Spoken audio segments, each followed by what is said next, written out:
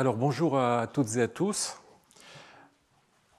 La semaine dernière, nous avons abordé la partie consacrée aux listes thématiques de mots, de ce singulier manuel d'école copte que nous sommes en train de feuilleter. Et après la liste des noms de pierres précieuses, qui, vous vous souvenez, est tiré de l'Exode, eh bien, nous avions à peine commencé à regarder la section suivante, intitulée « Vertus, les vertus de l'Esprit Saint », qui, a priori, semble venir d'un passage de l'Épître aux Galates, consacré justement aux fruits de l'Esprit Saint. Voici le passage, mais le fruit de l'esprit, c'est la charité, la joie, la paix, la longanimité, la gentillesse, la bonté, la fidélité, la bénignité, la continence. Mais les fruits de l'Esprit Saint ne sont ici qu'au nombre de 9, et seuls 7 correspondent à ceux de notre liste, et je les ai mis en rouge. Alors, il est vrai que cette liste est sujette, ou a été sujette à des ajouts et des remplacements qui ont abouti à de nombreuses variantes, d'autant plus excusables que certains des mots qui dénotent ces vertus sont proches par le sens et que le passage d'une langue à l'autre n'a pu qu'engendrer des fluctuations. Qu'il suffise de regarder les apparats critiques que je vous ai mis à l'écran, de l'édition du texte copte par Horner, ainsi que l'apparat critique du texte de la Vulgate de Jérôme de White. Vous voyez qu'il y a énormément de variantes qui sont signalées dans les apparats critiques.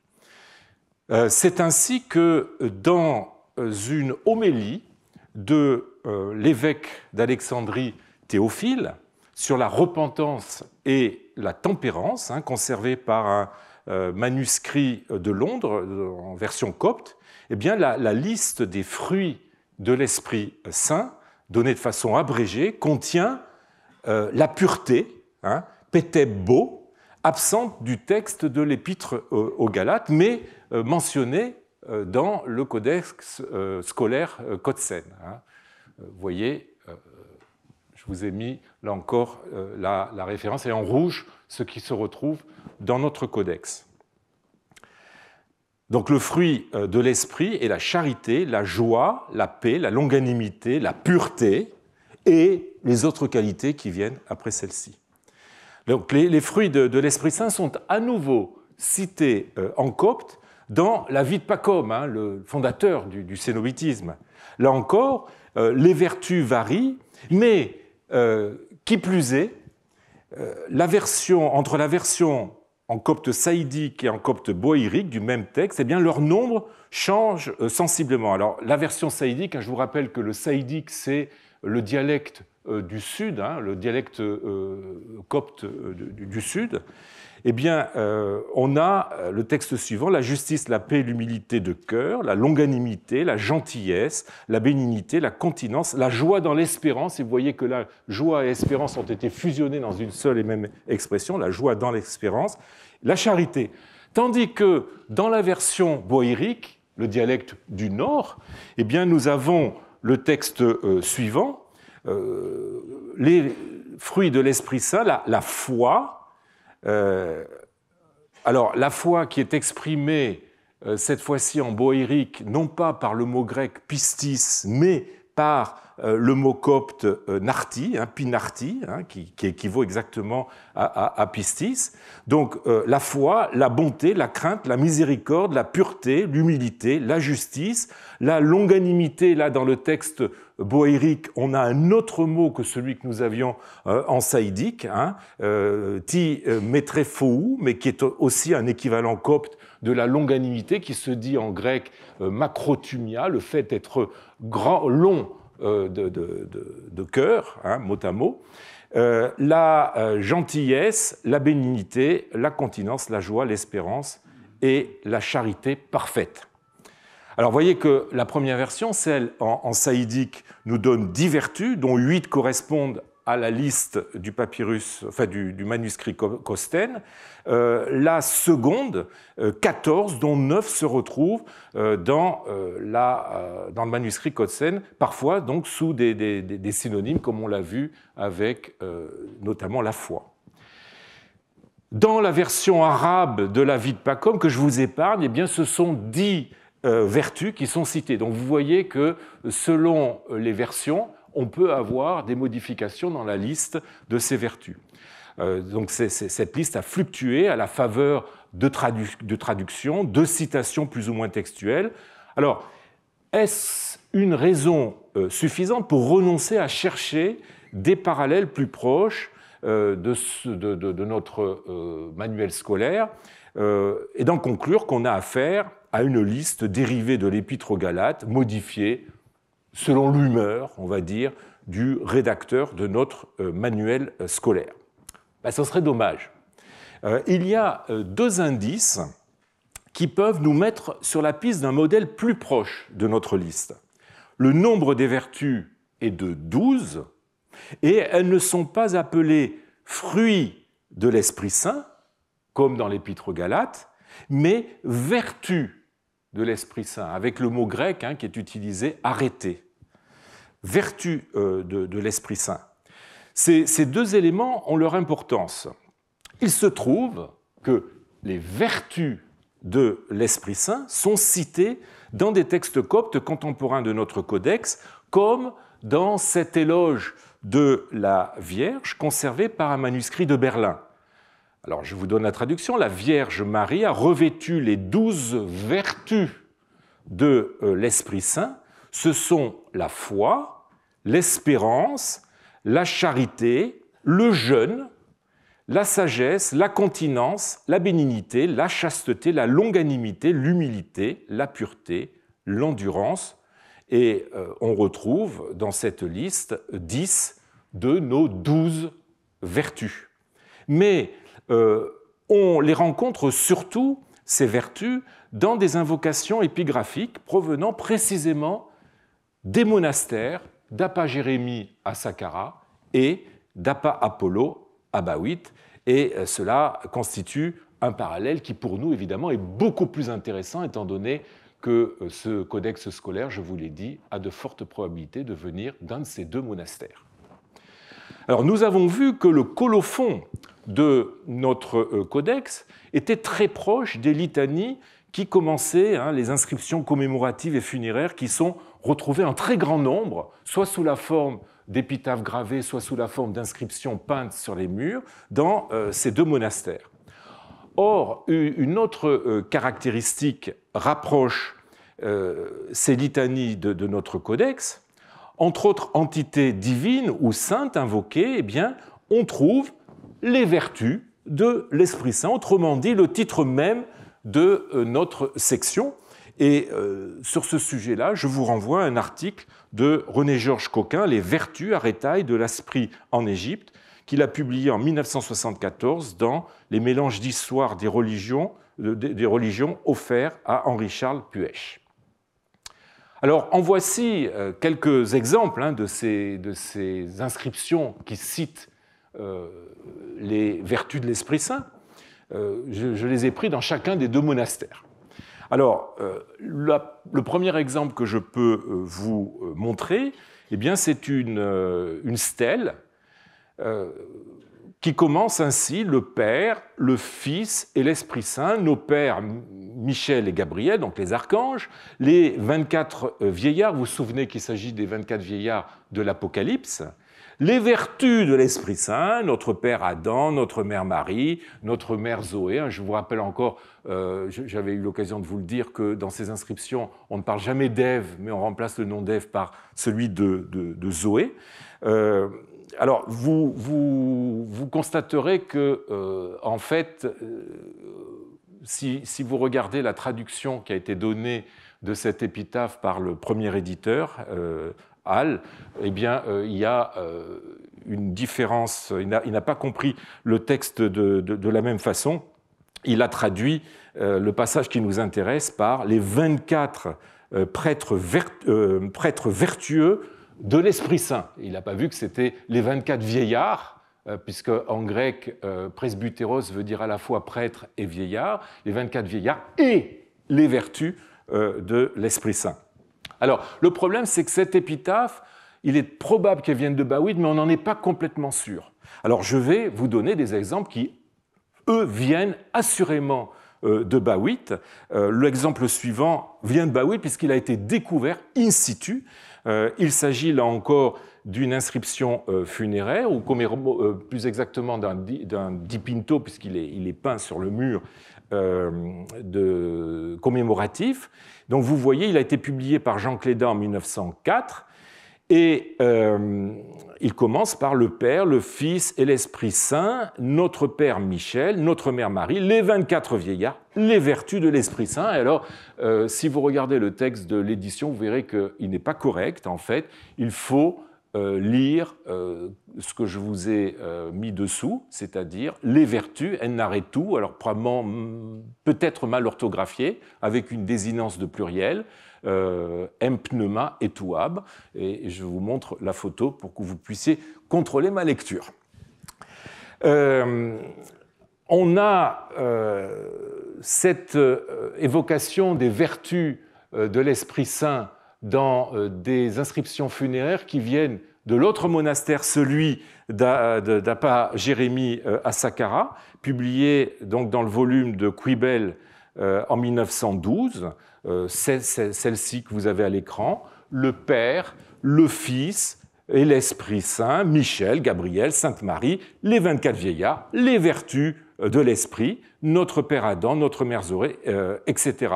Ou bien cette stèle commémorative, le Père, le Fils et l'Esprit Saint, Appa Jérémie, Appa Enoch. Là, vous voyez, il y a une petite variante. Saint Michel, Saint Gabriel, notre Père Adam, notre Mère Zoé, notre Mère Amma Sibylle. Alors, vous pouvez être étonné peut-être de voir cette Mère Sibylle qui apparaît au milieu de ces invocations. Eh bien, il s'agit bien de la Sibylle. La Sibylle, récupérée par les chrétiens, considérée comme l'auteur des oracles sibyllins, elle serait, selon certaines traditions, la sœur du patriarche Enoch, lui-même auteur de livres apocryphes dans lesquels Enoch raconte les révélations qu'il a reçues. Et Enoch, qui est attesté par plusieurs fois dans les inscriptions d'Appa Jérémie et d'Appa Apollo, comme le scribe de justice, est justement invoqué quelques lignes avant dans notre inscription. Donc vous voyez, il y a un rapport très net entre Enoch et la Sibylle qui peut nous paraître aujourd'hui assez étrange. Ils sont en fait des espèces de figures de prophètes par excellence. Encore une inscription du même monastère, un dipinto commémoratif à l'encre noire qui courait le long des murs et se lisait encore, puisque les autres murs étaient abîmés, se lisait encore sur le mur est, où il est question des vertus de l'Esprit Saint, les 24 vieillards, etc. Bon. On trouve aussi cette invocation des vertus de l'Esprit Saint dans les monastères d'Appa Thomas à Wadi Sarga. Alors, je vous ai mis sur la carte où se trouve ce monastère, on est en Moyenne-Égypte, ainsi que dans le monastère d'Appa Moïse à Abydos, on est encore plus au sud, et plus au sud encore, dans un ermitage d'Esna.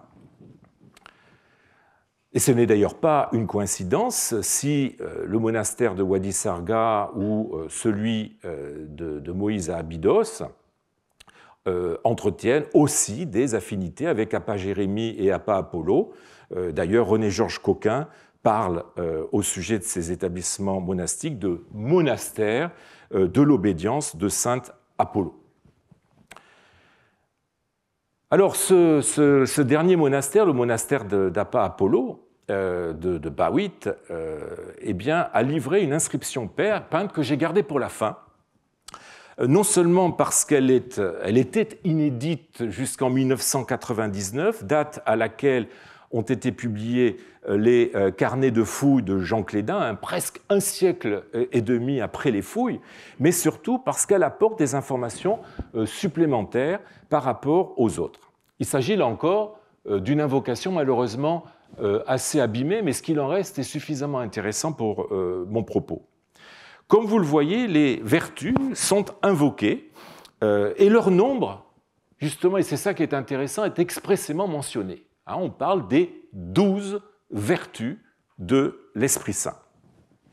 Alors, par ailleurs, ces vertus de l'Esprit Saint sont invoquées après les séraphins,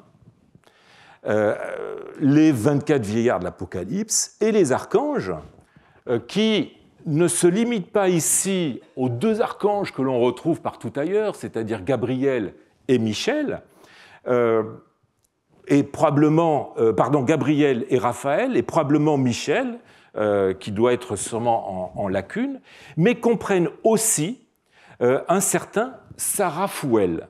Saraphuel, qui n'est jamais cité dans la Bible, mais qui est issu de pseudepigraphes juifs et qui est souvent mentionné dans des papyrus magiques ou dans des apocryphes bibliques. Et je vous montre justement un texte magique copte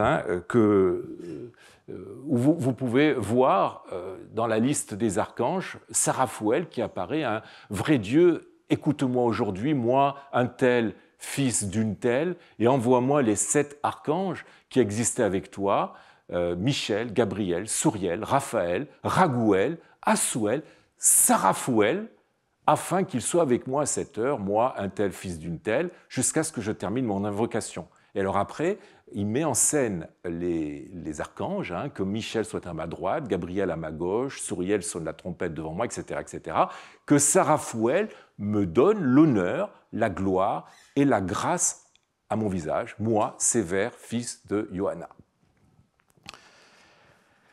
À l'instar des archanges et des séraphins, pour revenir au dipinto de Bawit, eh bien, les vertus constituent une hiérarchie céleste, ce qui nous éloigne en fait de la conception que véhicule le texte de saint Paul, le texte de départ, l'épître aux Galates, où les vertus sont présentées comme le fruit de l'Esprit Saint. Ici, elles sont des personnalités célestes à part entière, qui forment un ordre angélique.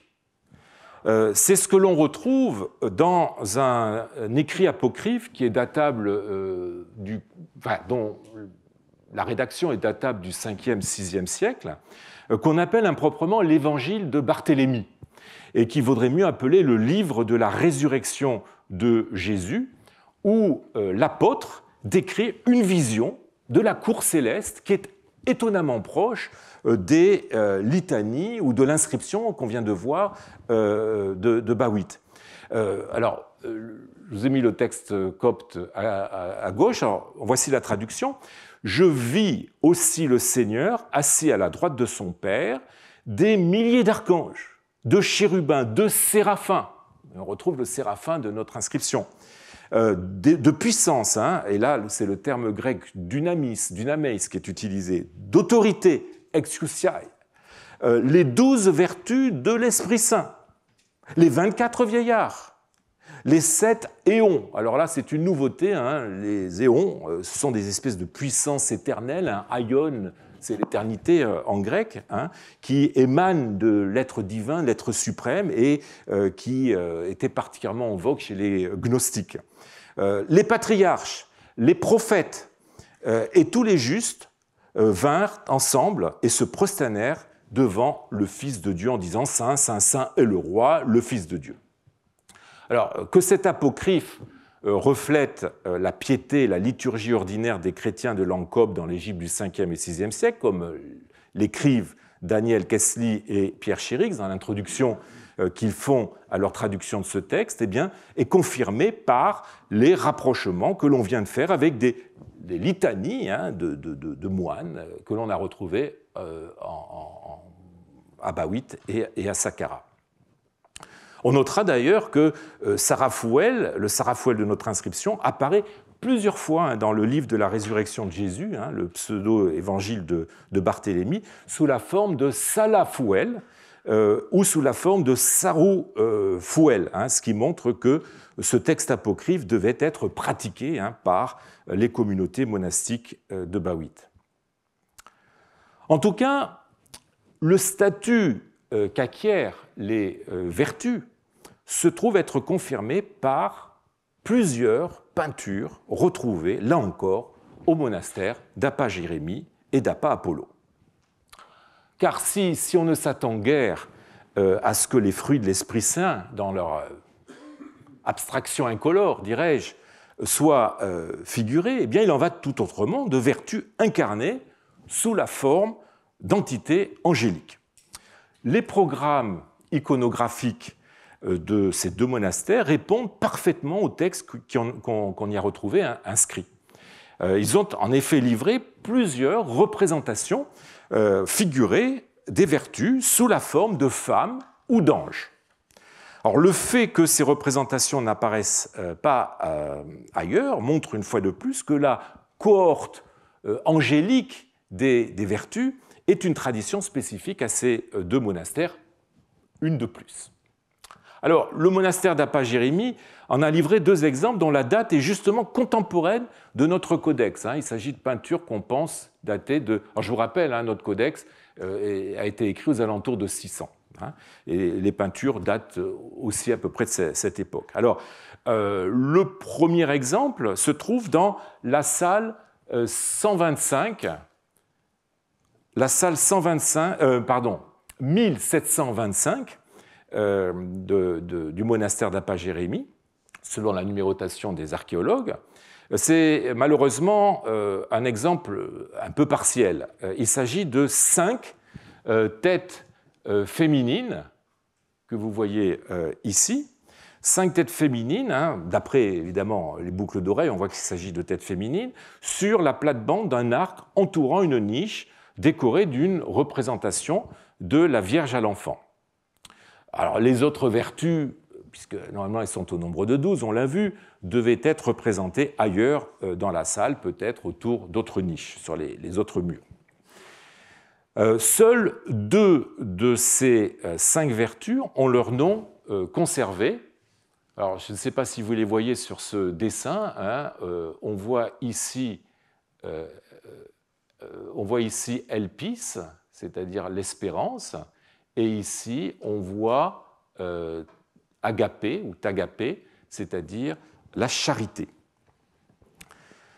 Alors, l'autre exemple que l'on a retrouvé de ces représentations des vertus de l'Esprit Saint à Appa Jérémie est beaucoup plus complet et beaucoup plus intéressant.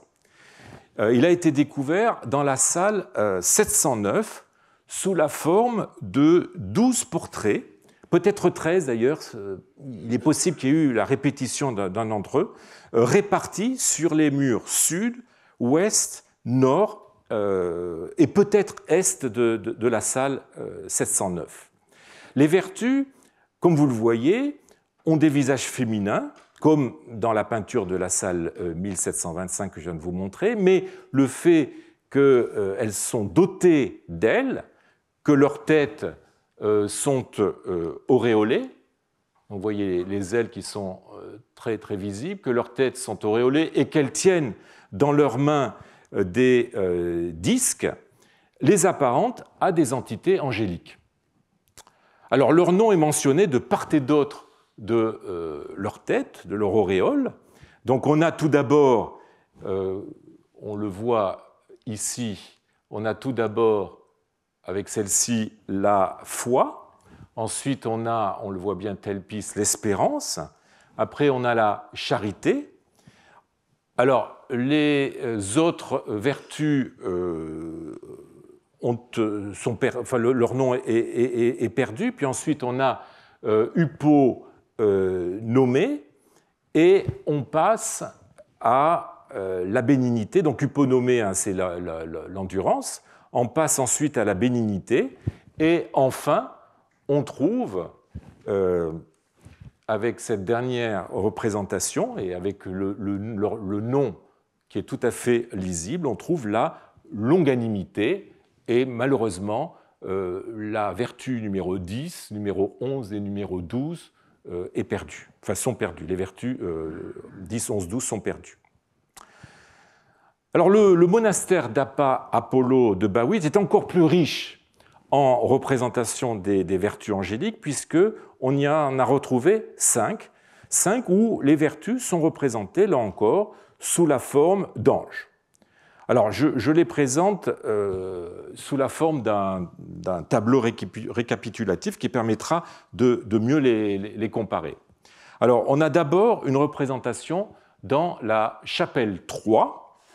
Il s'agit là encore d'une niche, et sur l'arc ou la moulure qui fait le tour de la niche, on voit représenter ces vertus.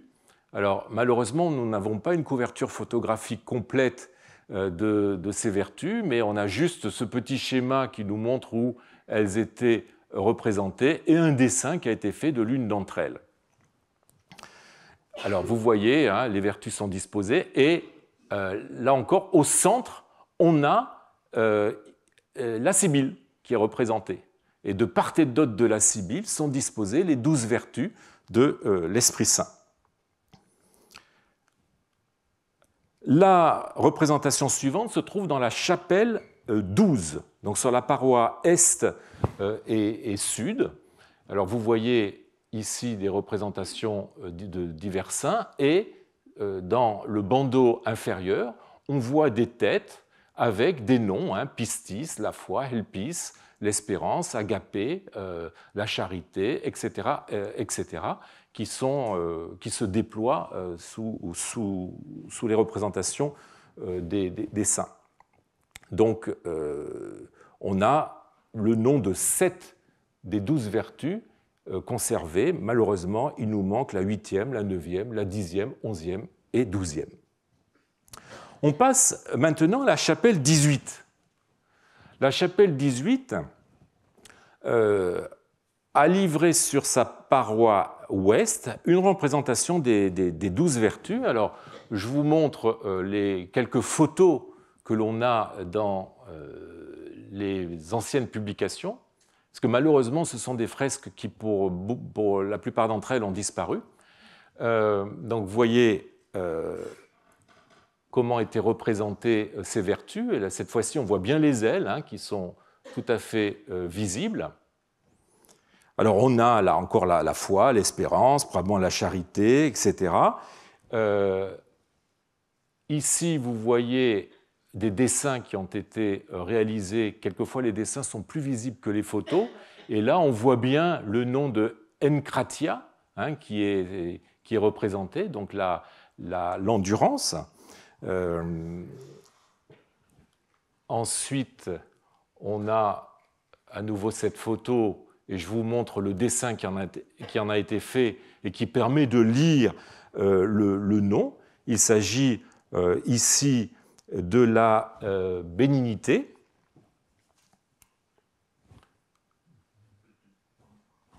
Et nous passons maintenant à la chapelle 12, qui alors, a livré une représentation des 12 vertus sur la paroi ouest, mais malheureusement, il ne reste que 2 têtes qui sont encore visibles, que vous voyez, qui représentent, d'après les archéologues, la foi et l'espérance. Et alors, j'ai gardé la plus belle pour la fin. La plus belle parce que vous pouvez la voir encore si vous allez au musée copte du Caire. Il s'agit d'une peinture qui a été retrouvée dans la salle 6.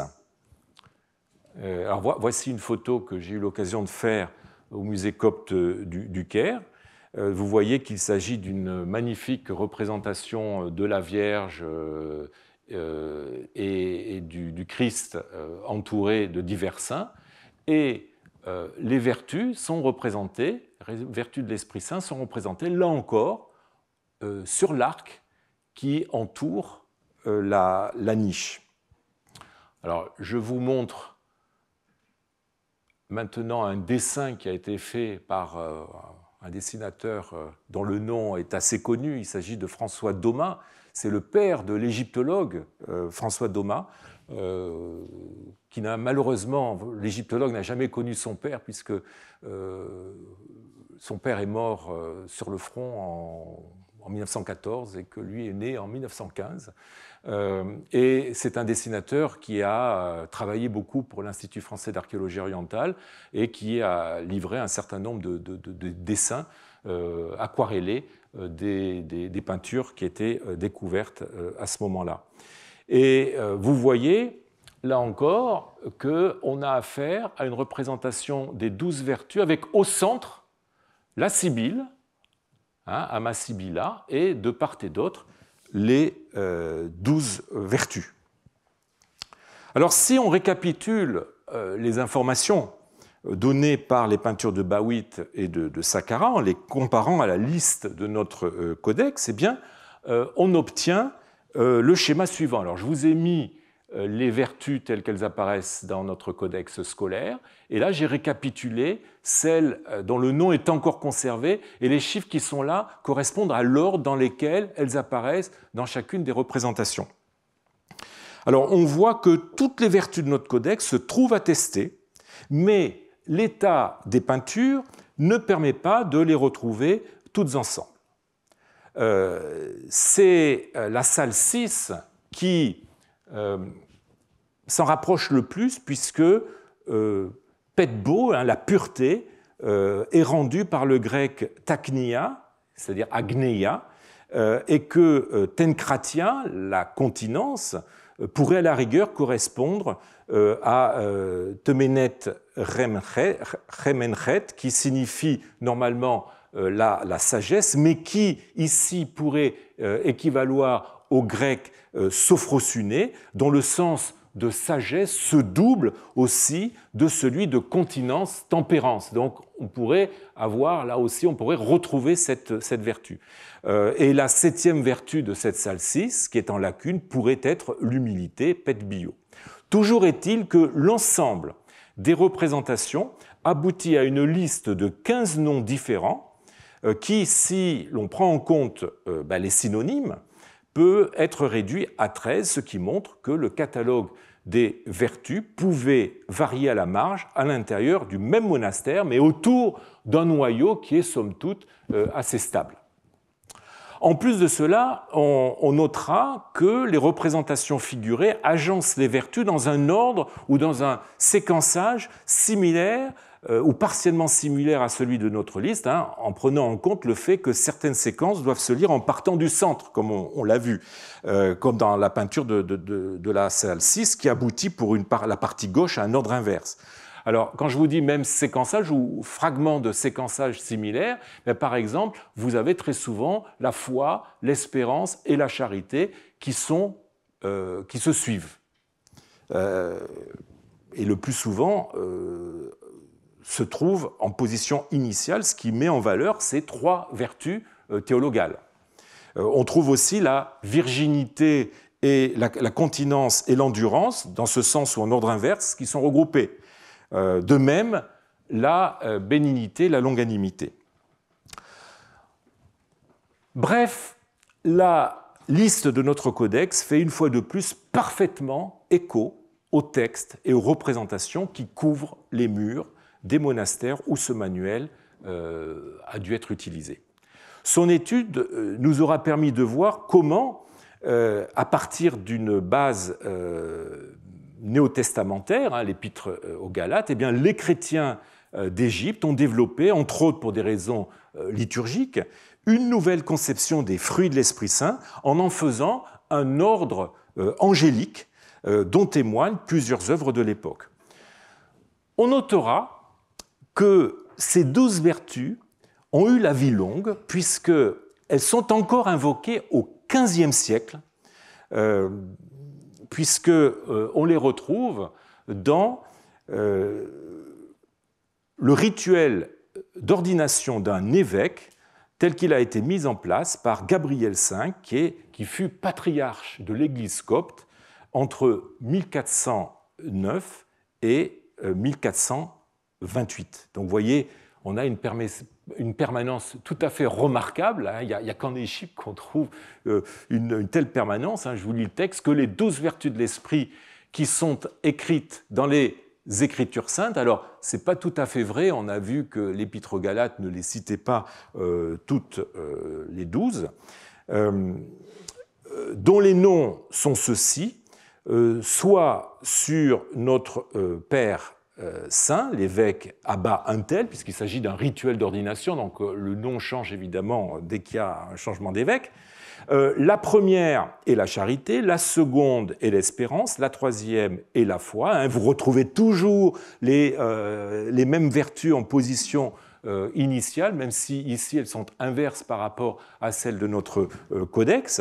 La quatrième est la pureté, la cinquième est la virginité, la sixième la paix, la septième est la sagesse, la huitième est la justice, la neuvième est la chasteté, la dixième la continence, la onzième est la longanimité, la 12e et la 16. Tiens, là, on a une petite variation par rapport à ce que nous avons vu sur les murs de Bawit et de Saqqara. Alors, il reste à se demander si c'est par hasard que cette liste se retrouve à l'emplacement qui est le sien dans notre codex.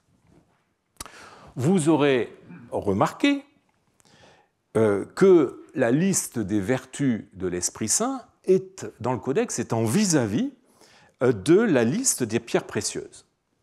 Or, cette dernière est duodécimale. Vous vous souvenez, on a 12 pierres précieuses comme on a 12 vertus de l'Esprit Saint. Mais ce n'est pas tout. Il se trouve que certains textes assimilent les vertus à des pierres précieuses. Reprenons la vie de Pacôme que je citais tout à l'heure.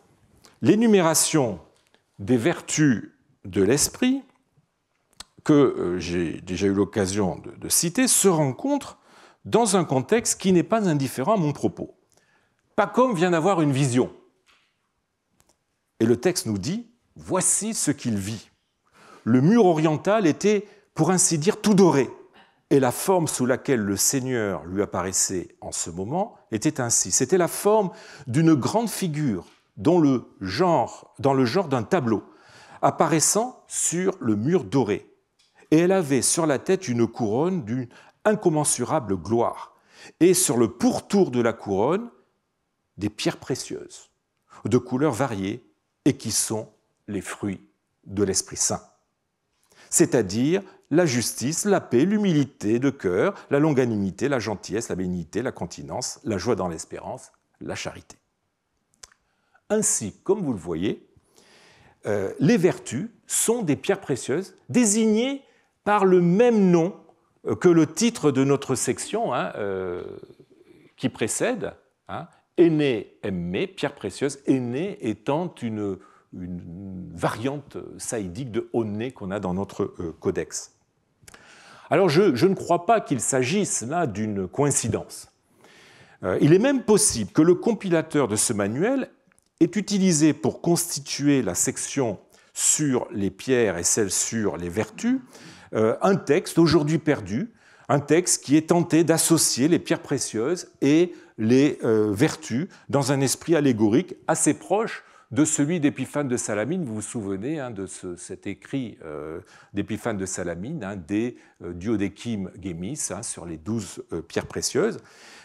Mais n'ayant pas réussi à l'identifier, je préfère ne pas insister sur cette hypothèse. On voit en tout cas que les sections qui composent notre codex ne s'enchaînent pas par hasard, mais elles se répondent selon une intention qui a présidé avec soin à la sélection et à l'élaboration de ce manuel.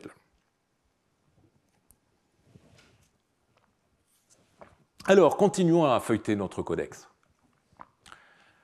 Qu'avons-nous après la liste des vertus de l'Esprit Saint? Eh bien, la liste des cités de la tribu de Juda. Alors, cette section du codex se présente sous la forme d'une liste dont chaque entrée commence par Teupolis, la cité, polis est un mot grec réutilisé là par le copte, suivi d'un double point, qui est un signe qu'on trouve très souvent dans les textes scolaires, donc présente les localités de la tribu de Juda qui sont données par le livre de Josué 15, 21, 62. Alors la liste suit l'ordre du texte biblique dans lequel les villes sont ordonnées par district.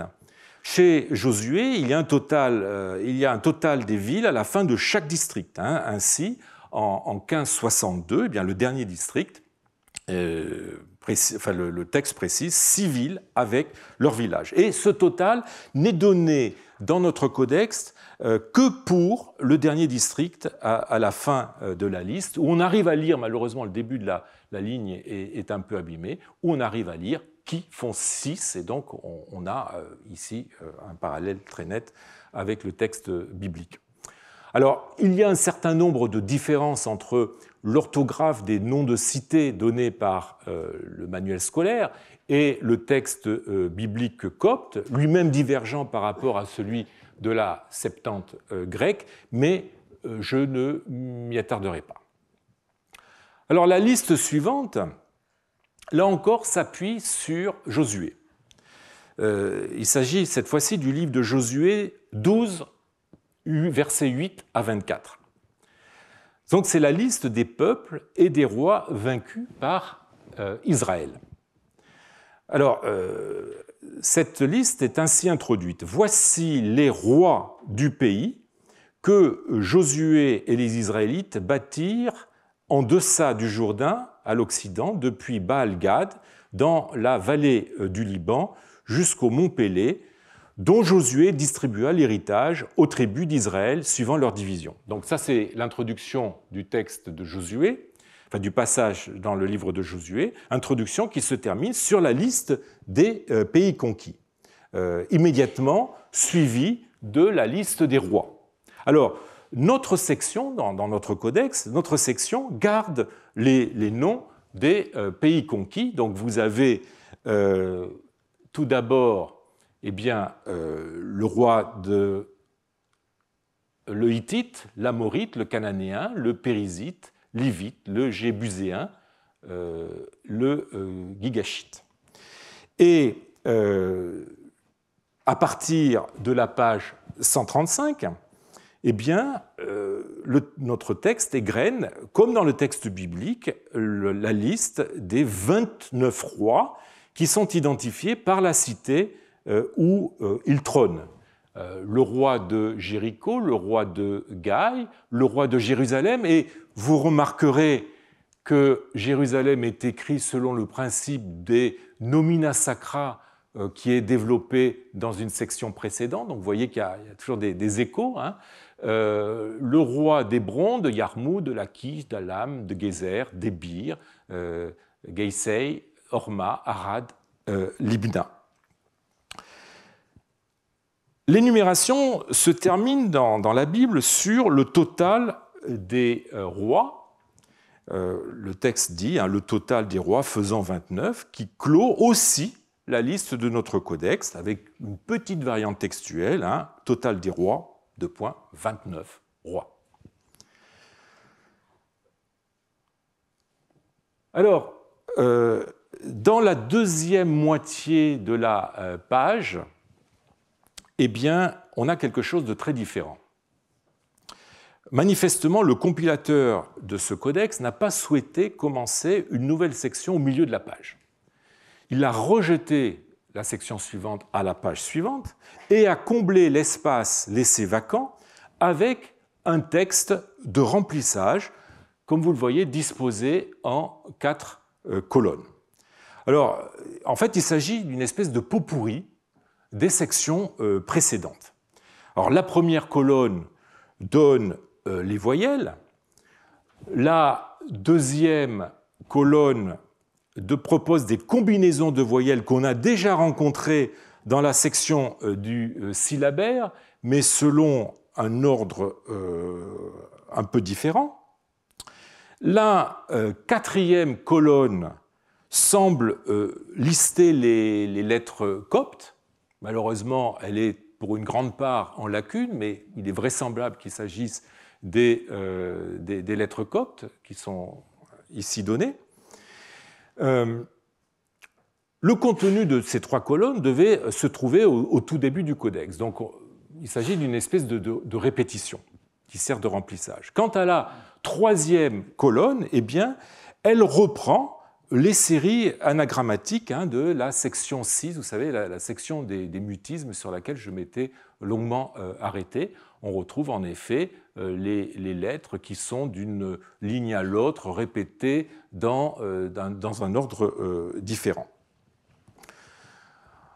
Alors, avec la section suivante, eh bien, nous revenons aux listes d'origine biblique. Cette section s'appuie sur la Genèse, Genèse 36, 15, 30, passage qui fait la liste des chefs d'Édom, royaume situé au sud de la mer Morte, fondé par Ésaü, frère de Jacob et petit-fils d'Abraham. Alors, de même que les entrées des 2 précédentes listes commençaient par des mots répétés, vous vous souvenez, Teupolis, la cité, ou Peuro, le roi, eh bien, chaque entrée de cette section commence par le mot hégémon, qui veut dire en grec chef, un mot grec que le copte a ici emprunté, suivi du nom, exactement comme dans le texte biblique. Et on constate cependant que l'ordre ne correspond pas toujours à celui de la Genèse et présente des différences avec des ajouts ou des omissions sur lesquelles je ne m'étendrai pas ici. Mais comme pour la liste des cités de la tribu de Juda, eh bien notre codex mériterait d'être exploité dans une perspective d'histoire textuelle de la Bible copte. Nous arrivons à la section consacrée à la liste des ancêtres de Jésus, ou généalogie de Jésus. Cette section reproduit l'évangile de Luc 3, versets 23-38, qui fait la généalogie de Jésus en remontant jusqu'à Adam. Alors, elle commence ainsi, avec Luc 3, 23, et Jésus était dans sa 30e année, il était le fils de Joseph, comme on le pensait. Et à partir de là, vous voyez une espèce de ligne discontinue, et qui introduit la série des ancêtres présentée sous la forme d'une liste où chaque entrée est introduite par le fils d'eux. Donc Joseph, le fils d'Élie, le fils de Mathat, le fils de Lévi, le fils de Melchi, le fils de Yanaï, le fils de Joseph, le fils de Mattathias, le fils d'Amos. On passe ensuite à la page suivante et la généalogie se termine, page 146, avec la fin de Luc 3, 38 et le tout début de Luc 4, 1, dont la phrase est interrompue. On a donc le fils d'Adam, le fils de Dieu, et Jésus étant plein de l'Esprit Saint. On attend la suite, il n'y aura pas de suite. Le texte se termine ainsi. Je vous signale que on retrouve, là encore, des nomina sacra. Vous voyez que Jésus, que l'on avait dans une section précédente sur les nomina sacra, est exprimé par la première, est écrit par la première et dernière lettre. De même, on a ici le nomen sacrum, l'abréviation typique des nomina sacra pour le mot pneuma, l'esprit. Alors cette section de notre codex connaît, là encore, un parallèle qui est des plus intéressants. On trouve le même texte avec la même mise en forme dans une inscription du monastère de, vous l'aurez tous, de Bawit, d'Apa Apollo à Bawit. Il s'agit d'une inscription sous la forme d'un dipinto à l'encre rouge ou noir, on ne sait pas, puisque malheureusement nous n'avons qu'une photo noir et blanc et l'éditeur ne précise pas la couleur de l'encre utilisée, sur le mur nord de la salle 21 des fouilles que Jean Maspero a dirigé en 1913 et qui, du fait de sa mort au Champ d'honneur en 1915, lui aussi, eh bien, n'ont été publiés qu'en 1932 par Étienne Drioton. Alors, après la phrase que vous avez au-dessus, et Jésus était dans sa 30e année, étant, et juste après, eh bien, le fils de Joseph, etc. Et vous avez la liste des ancêtres de Jésus jusqu'à Adam, liste donc disposée en 5 colonnes, commençant, là encore, exactement comme dans notre codex, par Pechéré N, le fils de. Alors ce parallèle est doublement instructif. Non seulement il provient du monastère de Bawit, dont est peut-être issu notre manuscrit, mais en outre, le fait qu'on ait souhaité afficher ce texte sous la forme d'une inscription montre que cette généalogie était considérée comme devant être méditée ou apprise, autrement dit qu'elle avait une vertu édifiante et ou pédagogique. Nous avons vu l'an dernier que les murs des monastères pouvaient être couverts d'inscriptions scolaires. Alors, cette inscription en faisait-elle partie? La salle 21 a-t-elle été une salle de cours? A-t-elle accueilli à un certain moment un enseignement? Il serait téméraire de l'affirmer, d'autant plus qu'aucune autre inscription de cette salle ne va dans ce sens.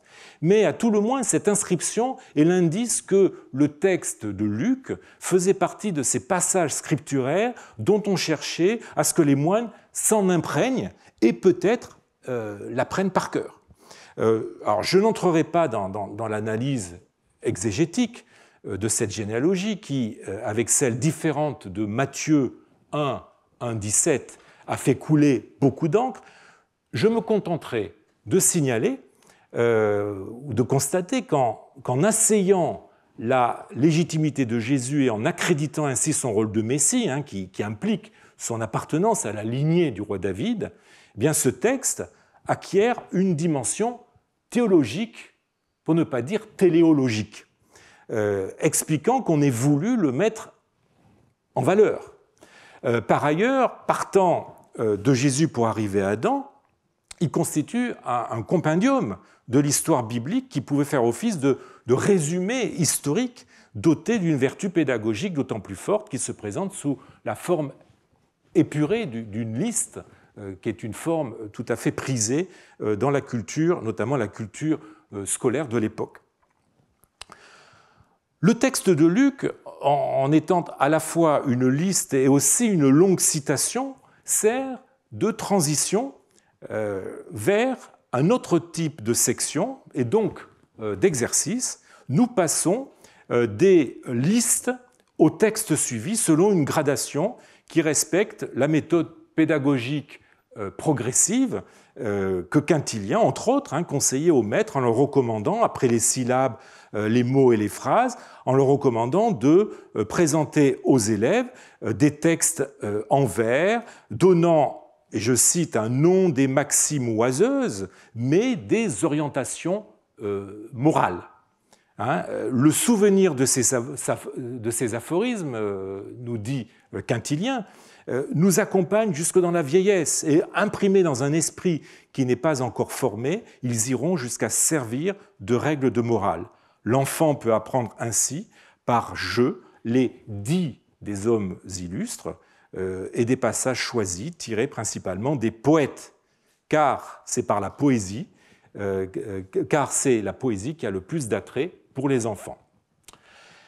Eh bien, nous allons voir comment ce programme, esquissé par Quintilien, a été adapté dans notre codex. Le premier texte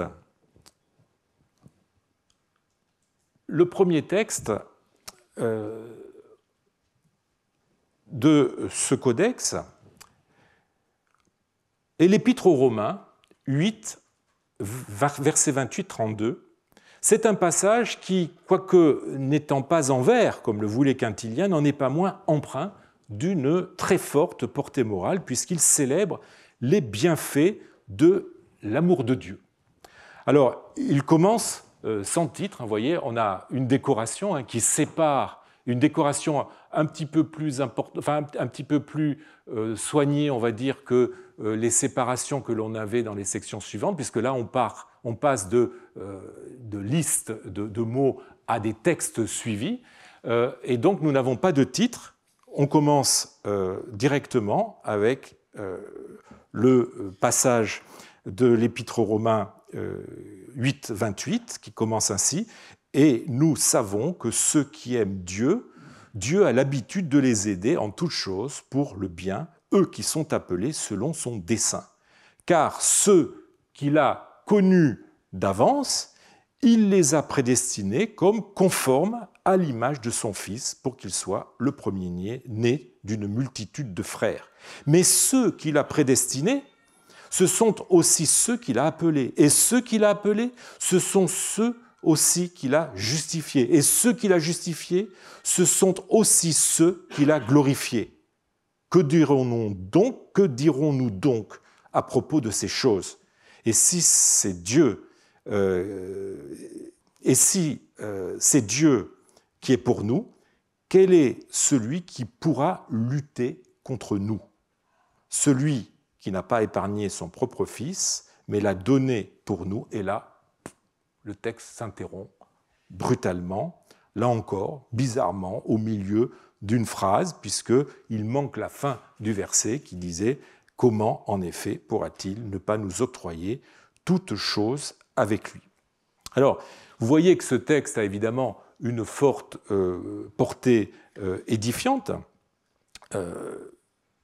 mais ce qui est intéressant, c'est de voir qu'il offre aussi une syntaxe qui peut expliquer qu'il ait été choisi comme premier texte suivi. Il est en effet construit sur une série, vous voyez, de balancements binaires reproduisant la même construction. Ceux qu'il a discernés à l'avance, il les a sélectionnés à l'avance comme conformes à l'image de Dieu, mais ceux qu'il a sélectionnés à l'avance, ce sont aussi ceux qu'il a appelés, et ceux qu'il a appelés, ce sont aussi ceux qu'il a justifiés, et ceux qu'il a justifiés, ce sont aussi eux qu'il a glorifiés, etc. Cette construction qui se répète avec la reprise des mêmes textes offrait aux élèves des repères qui leur permettaient d'avancer plus facilement dans la lecture du texte. Donc, je crois que la syntaxe de ce texte explique la raison pour laquelle c'est le premier qui a été choisi dans ce codex. C'est aussi d'ailleurs, pour une part, ces considérations, on va dire, syntaxiques, c'est aussi ce qui explique que l'on ait choisi l'extrait suivant. Alors l'extrait suivant, eh bien, il s'agit de l'Épître aux Philippiens, 5, versets 8 à peut-être 13, il nous manque malheureusement la fin. Le texte qui commence en bas de la page 148 n'avait pas été identifié par Scott Bucking, qui voyait un récit monastique, un monastic narrative. C'est Alain Delattre qui l'a reconnu, qui l'a identifié comme l'Épître aux Philippiens 5, 8 et suivants, dans le compte-rendu qu'il a fait du livre de Bucking dans la Chronique d'Égypte de 2012. Alors ce texte est d'autant plus approprié dans une anthologie scolaire de contexte monastique qu'il s'agit d'une suite de conseils adressés à ceux que Paul appelle frères, terme qui résonne de façon d'autant plus appropriée dans un monastère, conseil propre à servir de règle de morale, comme le conseillait, là encore, Quintilien. En outre, cet extrait commence par un passage scandé par une accumulation d'unités courtes et sous-tendues par des répétitions qui rendent la lecture du texte plus aisée pour un élève qui commence à lire. Alors, voilà le texte. Or donc, mes frères, tout ce qui est vrai, tout ce qui est honorable, tout ce qui est juste, tout ce qui est pur, tout ce qui est bon, toute bénédiction, toute vertu, et on retrouve ici le thème de la vertu qui est désigné par le même mot, le mot grec arrêté, tout honneur, toutes ces choses Pensez-y, ce sont elles que vous avez apprises, que vous avez reçues, que vous avez entendues, que vous avez vues en moi. Faites-les, et le Dieu de la paix sera avec vous. Vous voyez cette construction répétitive qui est finalement très pédagogique. Alors, nous sommes page 148 de notre codex, vous avez la numérotation qui est ici. Les pages 149 à 153 sont perdues, mais il est probable que l'extrait des Philippiens s'arrêtait à la moitié de la page 151, ce qui, eu égard au nombre de lettres par page, laisse penser que l'extrait se terminait avec le verset 13, « Je puis tout en celui qui me fortifie », ce qui constitue une bonne conclusion. Alors, quel était ensuite le texte suivant? Je suis désolé de vous laisser sur ce terrible suspense. Il faudra attendre la semaine prochaine. Je vous remercie.